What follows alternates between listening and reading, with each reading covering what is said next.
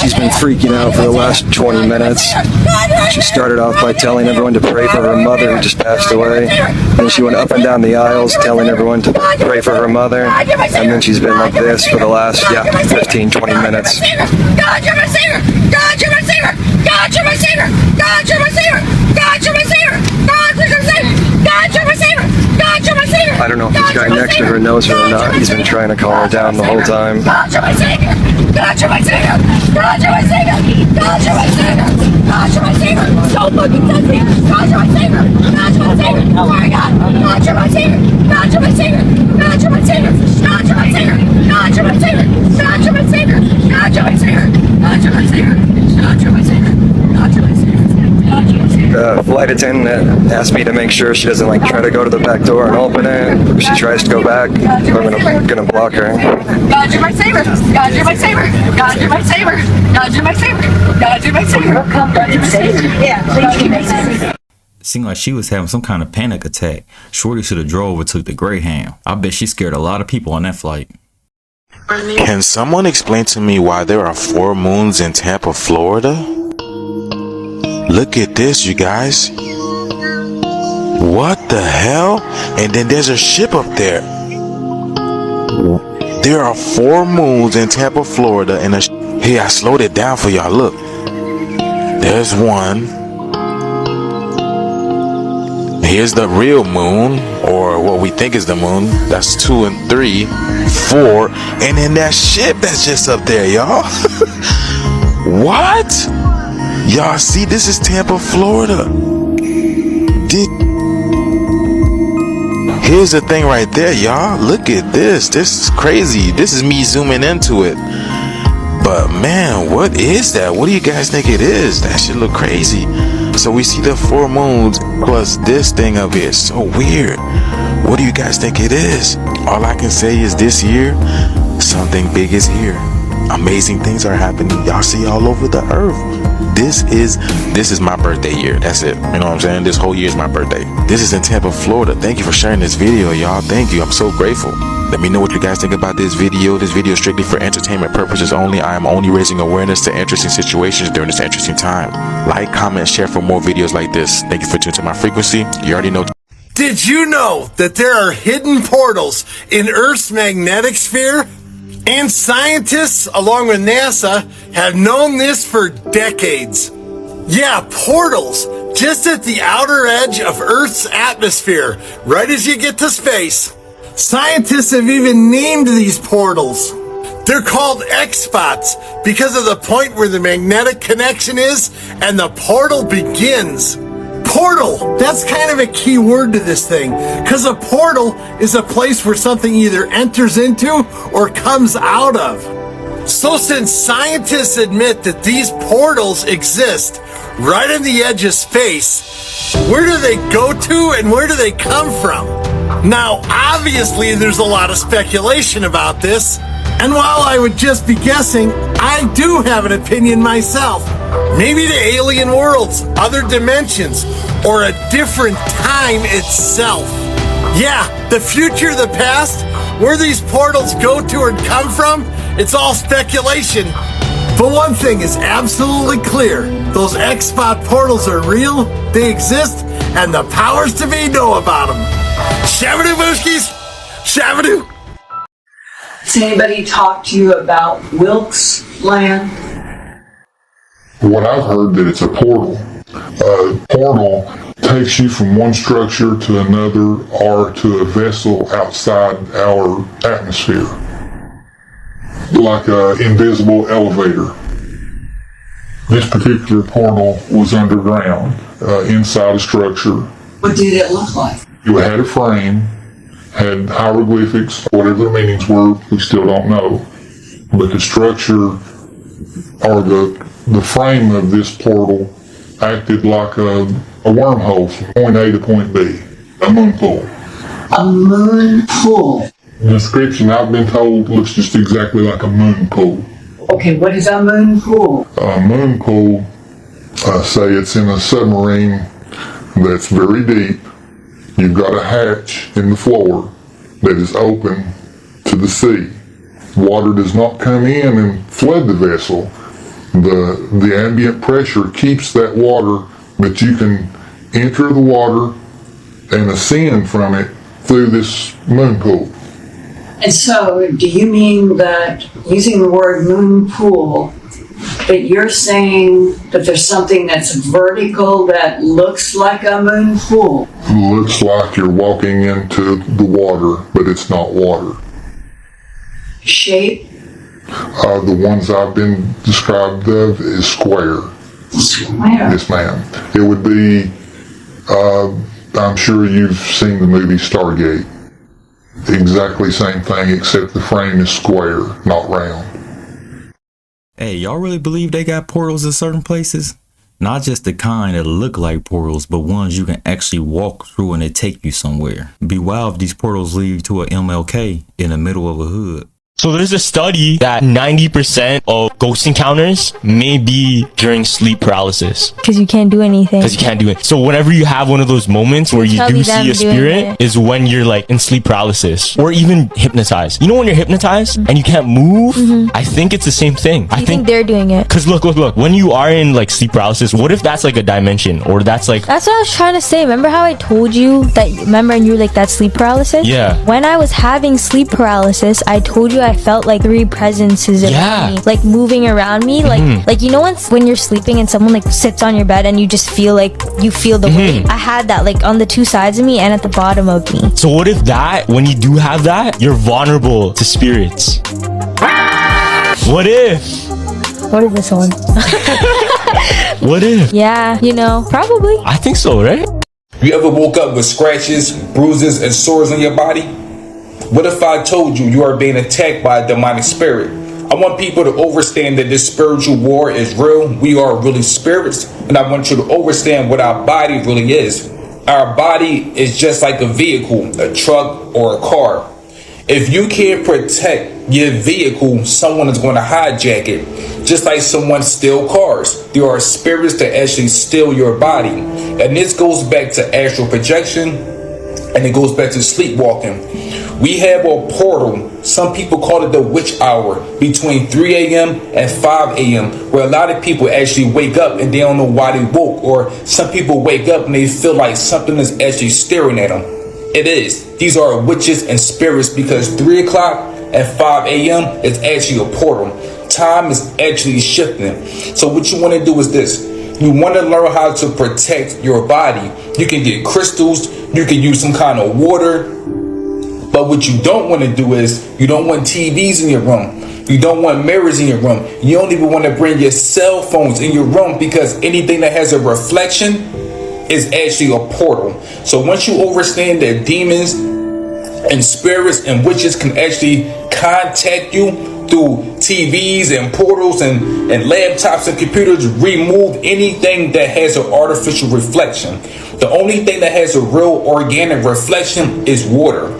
So you want to protect your body because a lot of times people start sleepwalking. You ever wonder why people sleepwalk? You are sleepwalking because once you go to sleep, your spirit actually leaves your body and go to the astral world. So once your spirit leaves your body is just there. If you don't know how to put protection on your physical body before you go to sleep, a spirit can actually hijack it. So when you see people sleepwalking, that's another spirit inside of your body because it's been hijacked. Remember, your body is like a car. You got to put alarms and some kind of protection on your body so it won't be hijacked. The spiritual world is real. Please protect your body. Don't watch TV late at night. Don't go to bed mad. Don't be stressed out. Don't be depressed because if you are depressed and stressed out, spirits can jump inside of your body while you're resting. Most nights I wake up between those hours no matter what time I go to bed. I think I better start getting some crystals or maybe some water and put next to me before I sleep. You can say goodbye to your school holidays, guys. Say goodbye. If you are still in school, I feel so bad for you right now. I honestly feel so bad. Just leave. Well, actually, no, you can't. So I'm sure you all know who this lovely guy right here is. Now, if you don't know, a few weeks ago he made some propositions about what he wanted to do with the school system. Basically saying that they're going to scrap A-levels, everybody has to stay in school until you're 18 when you could previously leave at 16, and you also have to do maths and English until you're 18, whereas before you could have done, whatever subject you wanted. So, great. But now another plan has come into place, and this has actually come into place today, and it's not good. So there's now a marketing campaign which went out today basically saying, do not take your kids out of school in term time. He said the kids need to be in school for so much longer than they already are. And as he said before, kids aren't spending enough time in the classroom. I think they are. I mean, I think kids are spending a lot of time in the classroom. Now, of course, a lot of people take their kids away on holiday in term time because it's a lot cheaper. But now he wants to put in even bigger fines and punishments for if you do this, to the point that parents will now even get a warning text if they take their child out for a day and it says, warning, bring them back now. Like, what's going on? Not being funny, I think this guy will probably completely ban school holidays soon. He's already said he wants to reduce them. When people in normal school literally get like 5 weeks. 5 weeks at summer, that's it. So he wants to reduce that. You might as well just stay in school full time. It's just mad. But yeah, I don't know what's going to happen, but hit that follow button and I'll keep you updated. I don't know about the UK, but here in the US, a lot of places be having these kids go to school year round. I couldn't imagine being a kid in today's society. These are some morbidly wholesome facts about 9/11. On 9/11, a guide dog named Roselle led a group of people, including her blind owner, down 78 flights of stairs before the North Tower collapsed. She stopped only once to give kisses to a woman who was having a panic attack. Following the attacks, more than 500,000 people were left stranded due to the closure of all tunnels and bridges in the city. But in an amazing feat called the 9/11 boat lift, citizen boat owners managed to rescue and eventually evacuate all 500,000 people from Manhattan Island. After the 9/11 attacks, the Maasai tribe from Kenya donated 14 cows to the United States. It was the highest regard of sympathy they could have offered since they view cows as incredibly sacred. In 2006, Russia installed the Teardrop Memorial as a statement against terrorism and to honor those who died on 9/11. The only off-duty NYPD officer who was killed on 9/11 had signed his retirement papers that morning. But instead of leaving his badge, John William Perry decided to pick it up one last time. Elron is a high-powered vacuum tube that generates microwaves using the interaction of a stream of ions with a magnetic field while in the cavity resonator. A magnetron operates through a hollowed, symmetrical vacuum.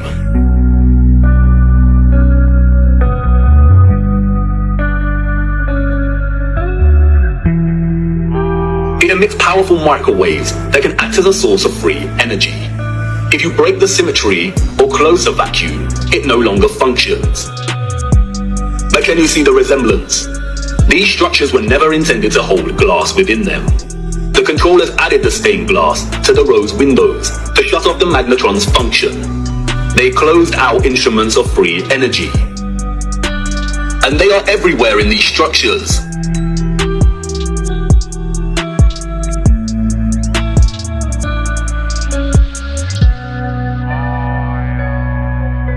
If we go to 1893 San Francisco, we see the exact same buildings.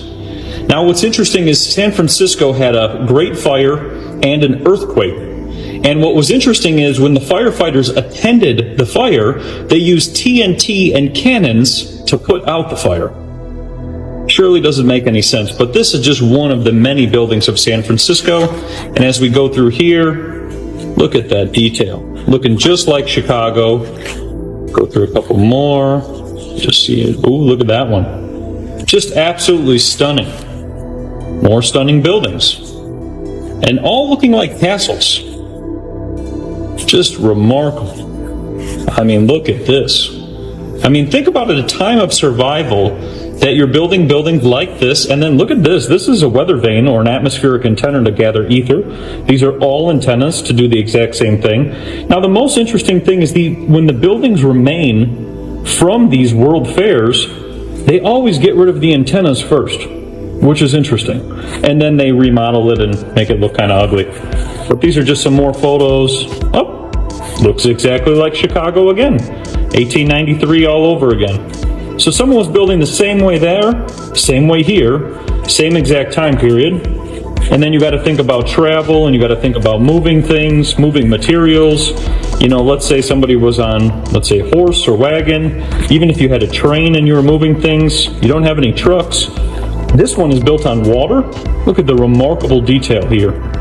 Just built on the water, which is interesting because like in Chicago, they were moving the water to make it fit their city, which is interesting. Looks almost like the Colosseum. more beautiful, remarkable architecture. And a lot of this was all destroyed. Here you go. A lot of this was all destroyed with the Great Fire and earthquake.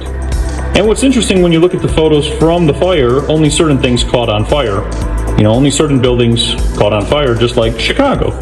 But so, this is a great book if anybody wants to look it up. The architecture and landscape gardening of the expositions, and then this is the author. You guys can look him up.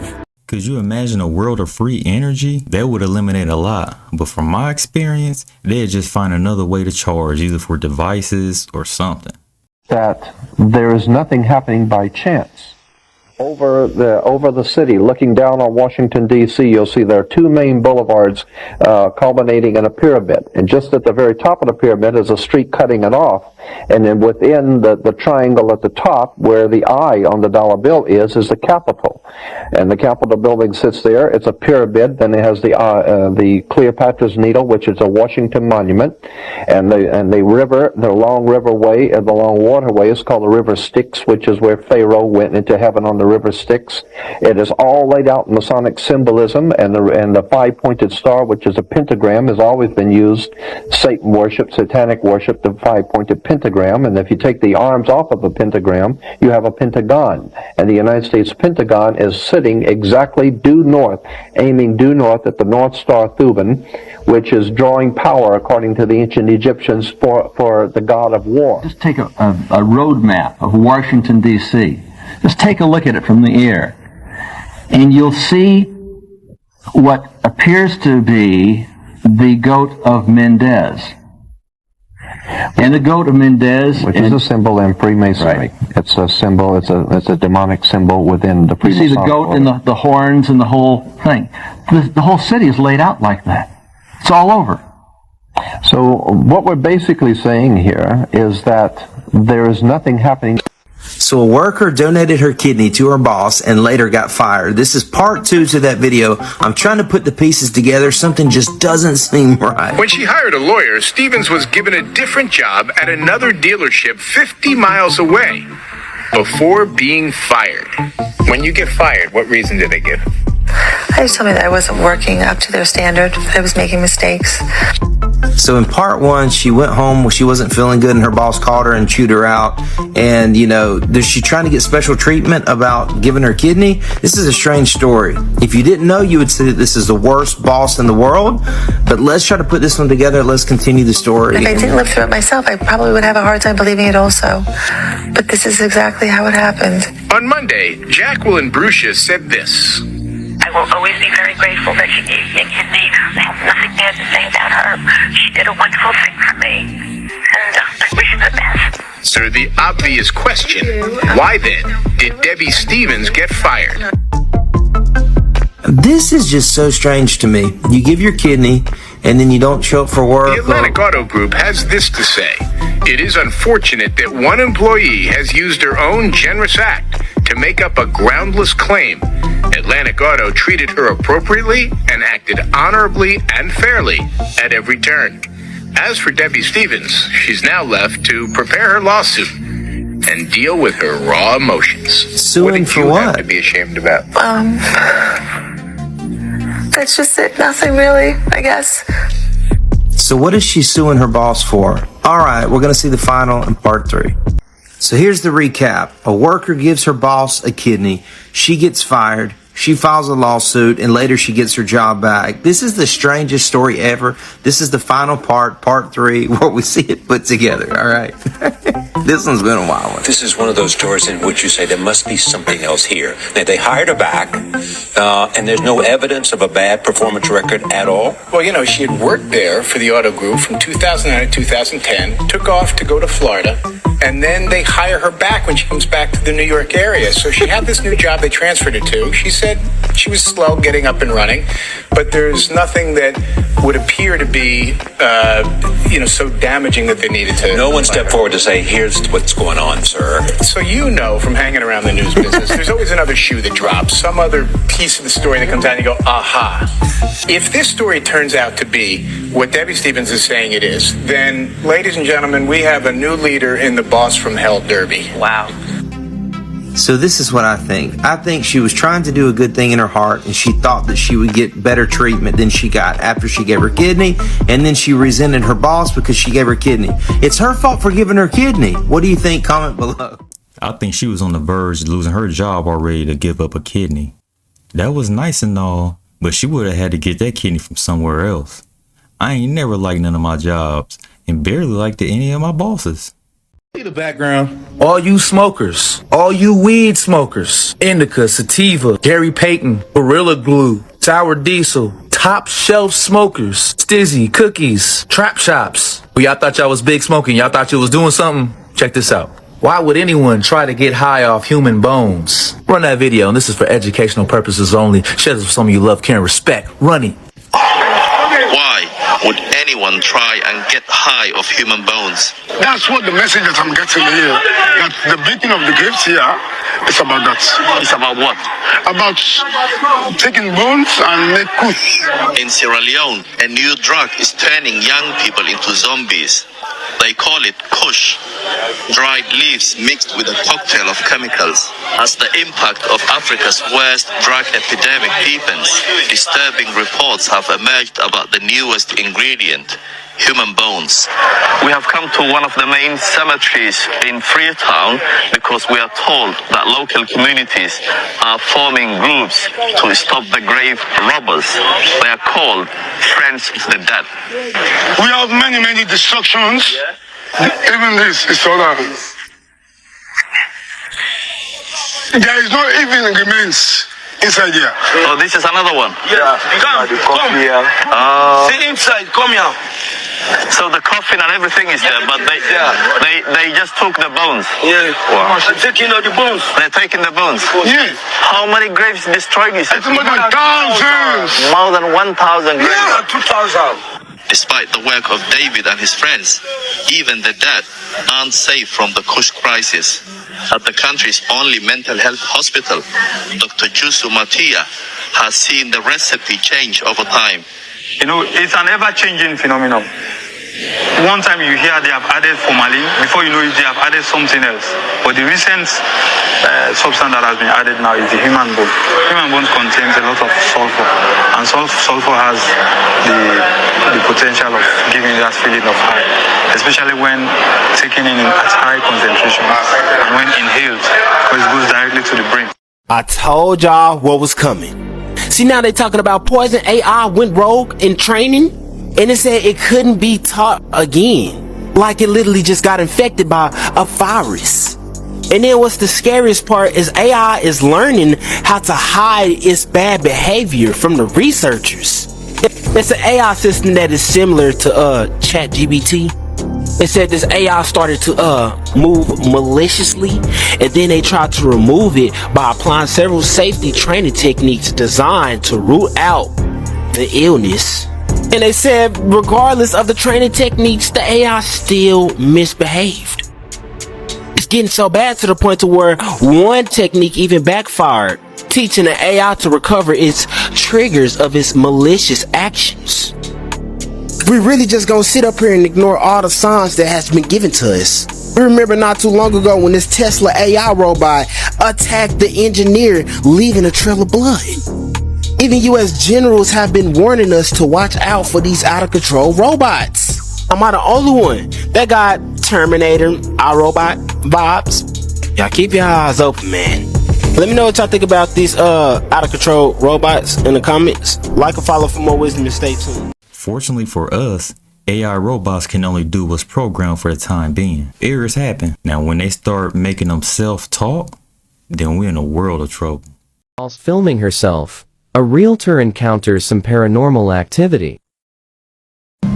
Wow, it's 10 p.m. and my day was fully booked with showings of this vintage 1963 bungalow.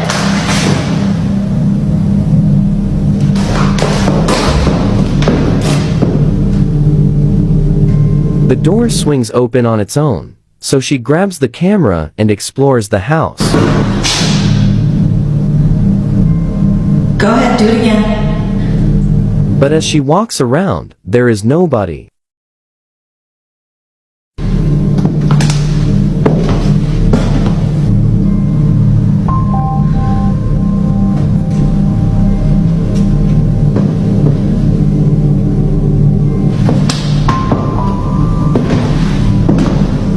As she continues to explore, suddenly, and without warning, the fire alarm starts to ring out loud.